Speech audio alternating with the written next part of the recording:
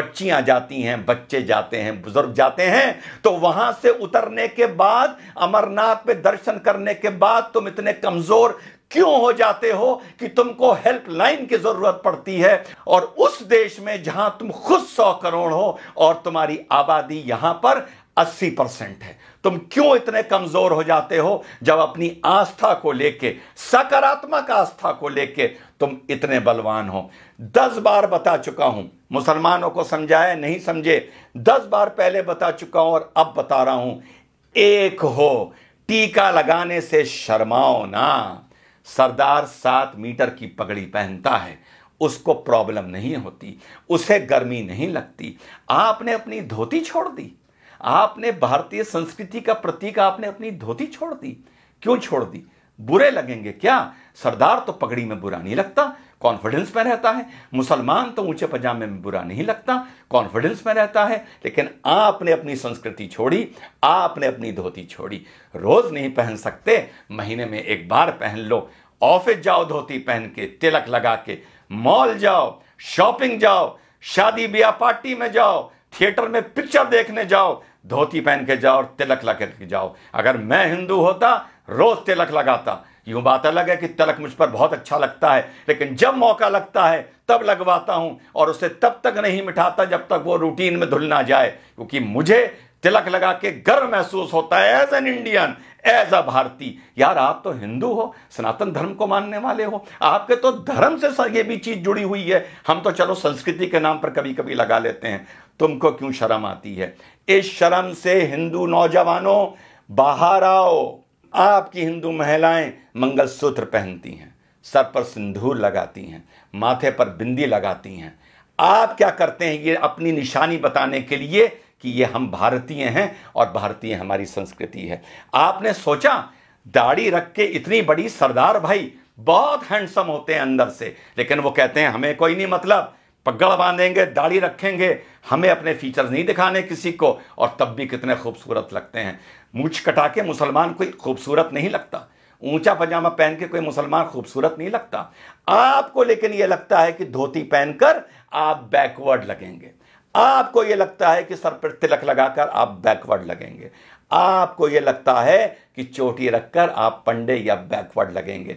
इसको अपने way of life में लाइए।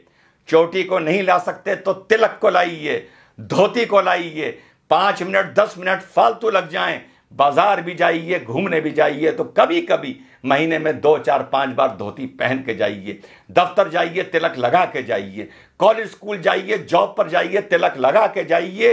यही सकारात्मक संस्कृतिवाद है, यही आप लोगों को यूनाइट करेगा। धर्म संसद में जो बोला जाता है, मैं उसका कभी समर्थन टेक्निकली नहीं कर सकता बीइंग एन इंडियन, लेकिन इस चीज के लिए मैं आप लोगों को आगाह कर रहा हूं, सलाह दे रहा हूं कि यूनाइट हो। और धरातल पर ये नहीं कि कभी कभी एकदम से भगवा पहन लिया और साहब रामनवमी का जलूस है, वो देखने से नजर आता है कि कल ही नया भगवा निकाल के लाए हैं, फिर 364 दिन के लिए अंदर रख दिया जाएगा। या कभी कोई थाने वाने में बवाल होगा, कुछ होगा, कोई रैली वैली निकलेगी भाजपा की, तो भगवा पहन लिया जाएगा। इस भगवे को, इस तलक को, इस धोती को, इस कुर्ते को अपने कल्चर में लाइए, अपनी रूटीन में लाइए। आप अगर यूनाइटेड हैं सकारात्मक नजरिए से, तो आपको किसी हेल्पलाइन की जरूरत नहीं पड़ेगी। खुद ताकतवर होइए, खुद यूनाइटेड होइए।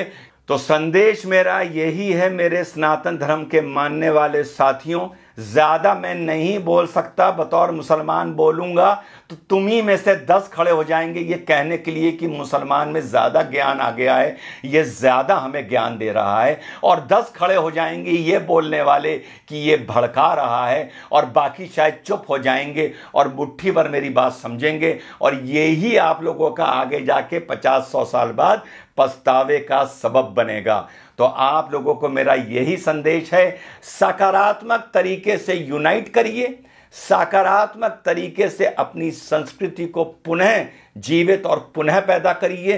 तिलक को अपना वे ऑफ लाइफ बनाइए। बीच बीच में धोती कुर्ता पहनने को भारतीय संस्कृति की वो पोशाक है, उसे अपना वे ऑफ लाइफ बनाइए। मत शर्माइए। सिख नहीं शर्माता, मुसलमान नहीं शर्माता, तो हिंदू क्यों शर्माता है? हिंदू क्यों सोचता है कि मैं धोती कुर्ता पहनूंगा तो मैं बैकवर्ड लगूंगा? मैं धोती में बहुत अच्छा लगता हूं, मैं तिलक में बहुत अच्छा लगता हूं। जब भी जीवन में मौका मिलता है मैं धोती पहनता हूं, कुर्ता पहनता हूं और तिलक लगाता हूं। जैसा मैंने पहले बताया, अगर मैं सनातन धर्म का मानने वाला होता तो 365 दिन में से 365 दिन तिलक लगाता। ये आपको मैं ड्यूटी दे रहा हूं कि कल से अपने माथे पर जहां भी जाएं, काम से जाएं, कहीं जाएं, नौजवान जाए या बुजुर्ग जाए, माथे पे तिलक लगा के जाए। जय हिंद, वंदे मातरम, खुदा हाफिज।